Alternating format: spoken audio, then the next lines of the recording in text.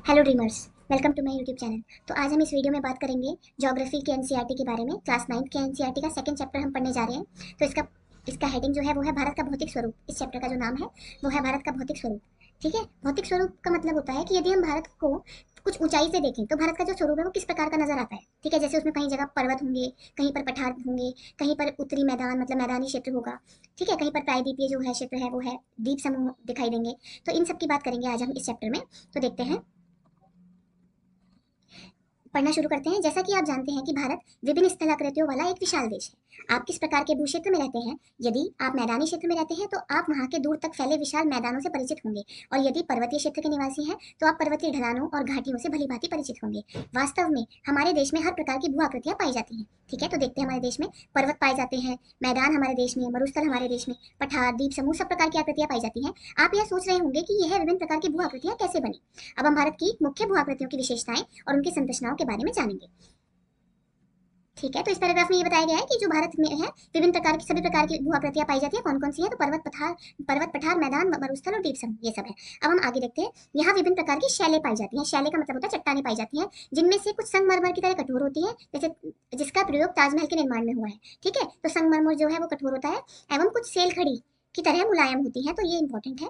ठीक है, सेल खड़ी की तरह होती है, जिसका प्रयोग टेल्कम पाउडर में बनाने में होता है। तो जो टेल्कम पाउडर हम इस्तेमाल करते हैं उसमें जो यूज होता है वो चट्टान होती है सेल खड़ी की। ठीक है, तो ये याद रखेंगे आप। एक स्थान से दूसरे स्थान पर मृदा के रंगों में विभिन्नता पाई जाती है। ठीक है, क्योंकि मृदा विभिन्न प्रकार की शैलों की बनी होती है। ठीक है, तो मृदा में जो मिट्टी के जो रंग में जो अलग अलग विभिन्नता पाई जाती है वो मिट्टी के विभिन्न प्रकार की चट्टानों की वजह से होती है, क्योंकि मिट्टी जो होती है अलग अलग प्रकारों की चट्टानों की वजह से बनती है।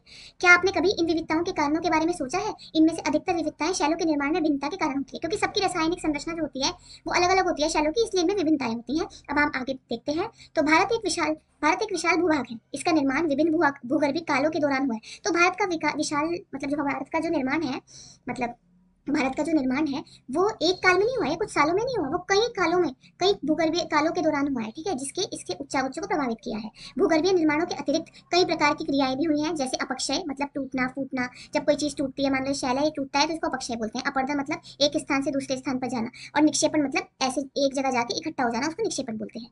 के द्वारा विभिन्न उच्चावचों का निर्माण हुआ है तथा संशोधन हुआ है। तो अभी हम आगे देखते हैं।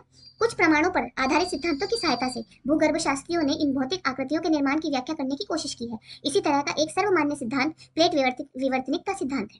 ठीक है, तो अब हम प्लेट विवर्तनिक की बात करते हैं। ठीक है, तो सबसे पहले आपको मैं एक बात बताना चाहती हूँ कि जो हमारे एक साइंटिस्ट थे वो थे वैगनर। उन्होंने बताया था कि पृथ्वी जो है वो एक ही भूभाग था पहले, पूरा पृथ्वी। ठीक है, ये एक भूभाग था जो कि चारों तरफ से एक समुद्र से घिरा था। इसका नाम था पेंजिया, और इसका नाम था समुद्र का पेंथालसा। ठीक है, कुछ समय बाद क्या हुआ है, जो पेंजिया था ये दो भागों में विभाजित हो गया। ऊपरी भाग था अंगारा लैंड और निचला भाग था गोंडवाना। ठीक है, ठीक है, ये बताया गया। और उसके बाद इन्होंने ये तो बताया कि ये जो है ये विभिन्न भागों में विभाजित हुआ, पर इन्होंने ये नहीं बताया कि इसका कारण क्या था, मतलब किस किस कारण की वजह से ये विभिन्न टुकड़ों में टूटी। ठीक है, तो इसके लिए एक सिद्धांत पाया गया है जो कि था प्लेट विवर्तनिक का सिद्धांत। मतलब कि जो एक विशाल भूभाग है वो कई प्लेटों में विभाजित है। ठीक है, तो इस सिद्धांत को हम आगे देखते हैं। इस सिद्धांत के अनुसार पृथ्वी की ऊपरी परपटी 7 बड़ी कुछ और छोटी प्लेटों से बनी है।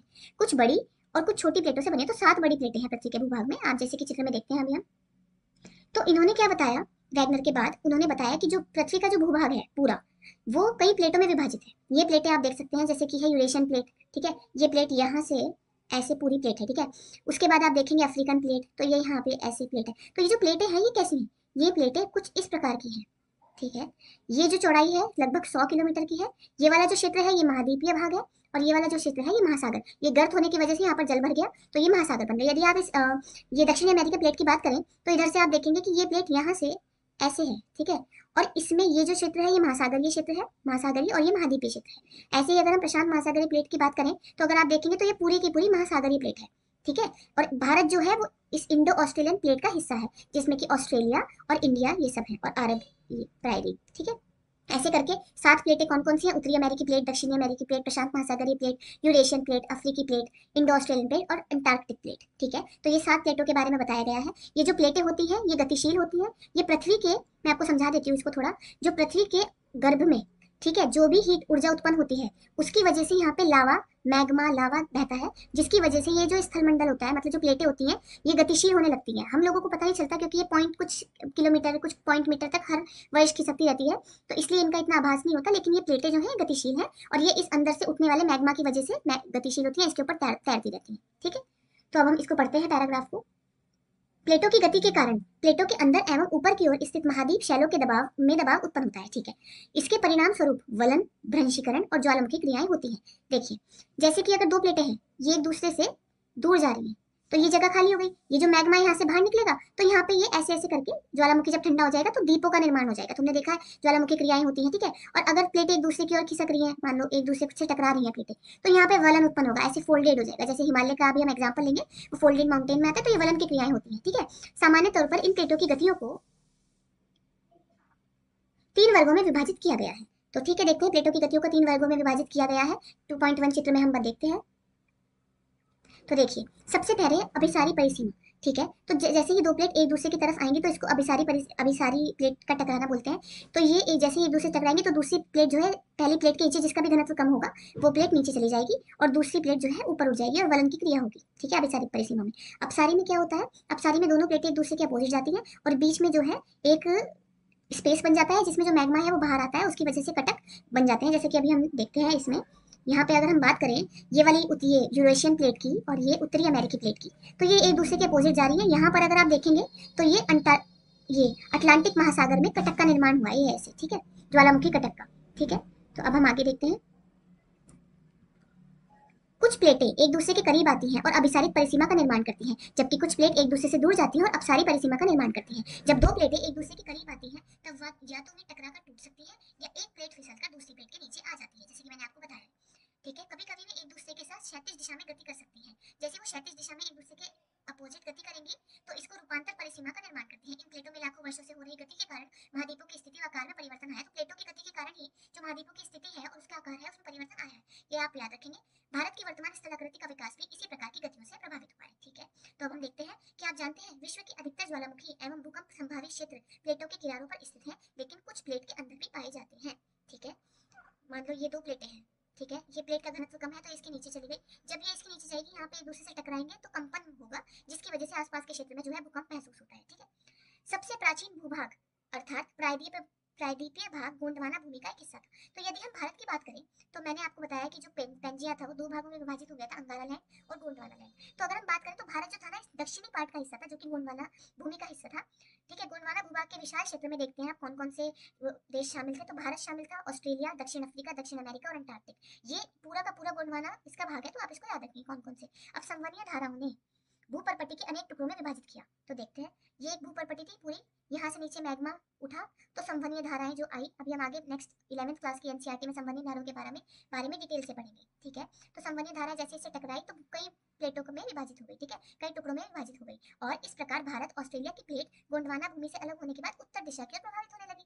ठीक है, तो ये जो प्लेट थी यहाँ से खिसक के टूट के उत्तर की तरफ चली गई। तो अगर आप भारत की स्थिति देखेंगे तो भारत यहाँ पे कहीं उत्तर पूर्व में स्थित है। उत्तर दिशा की ओर प्रभाव के परिणाम स्वरूप ये प्लेट अपने से अधिक विशाल प्लेट यूरेशियन प्लेट से टकराई। तो हम देखते हैं ये भारतीय प्लेट जैसे यहाँ पे गई तो यहाँ पे एक यूरेशियन प्लेट थी और ये इससे टकरा गई। ठीक है, इस टकराव के कारण इन दोनों प्लेटों के बीच 33 भू अभिनति की अवसादी चट्टान वलित होकर हिमालय और पश्चिम एशिया के पर्वतीय श्रृंखला के रूप में विकसित हो गए। तो अभी हम देखते हैं जैसे ही भारत की जो प्लेट थी ये यूरेशिया से टकराई तो यहाँ पर क्या हुआ, अभी हम बात करते हैं।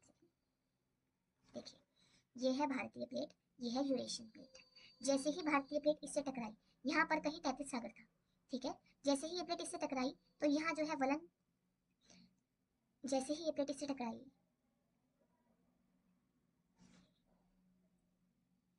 जब ये प्लेट टकरा देखिए दोबारा से देखते हैं, ये है भारतीय प्लेट, ये है यूरेशियन प्लेट।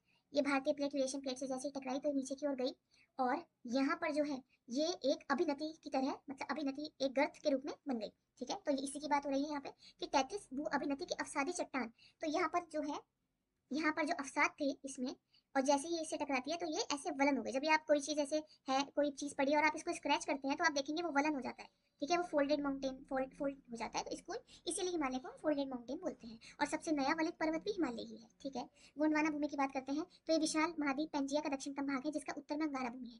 तैतीस के हिमालय के रूप में उठने और प्रायद्वीपीय पठार के उत्तरी किनारे के नीचे धंसने परिणाम स्वरूप एक बहुत बड़ी द्रोणी का निर्माण हुआ। तो जैसे ही हिमालय बना और वो प्रायद्वीपीय पठार जो है नीचे की ओर धंस गया, तो वहां पर एक, ये देखिए, यहाँ वहां पर एक गर्त का निर्माण हुआ। तो यहाँ पे है हिमालय और इधर से ये गर्त बना, तो यहाँ पर एक गर्त द्रोणी का निर्माण हुआ। समय के साथ साथ उत्तरी पर्वतों से और पठारों से बहकर आने वाली नदियां जो है अपने साथ कई निक्षेप लेके आई और यह एक मैदान के रूप में निर्मित हो गया, ठीक है। ये बना है भारत का उत्तरी मैदान, ठीक है, तो ये आपको पता होगा। अब आगे हम बात करते हैं, मतलब एक बार मैं आपको फिर से वो पॉइंट समझा देती हूँ कि जैसे ये भारत का है पठार, ये पठार यहाँ पर थोड़ा नीचे धंस गया, इधर से इधर था भारत का हिमालय पर्वत, अभी हमने देखा। तो यहाँ पर एक द्रोणी का निर्माण हो गया, एक गर्त बन गया।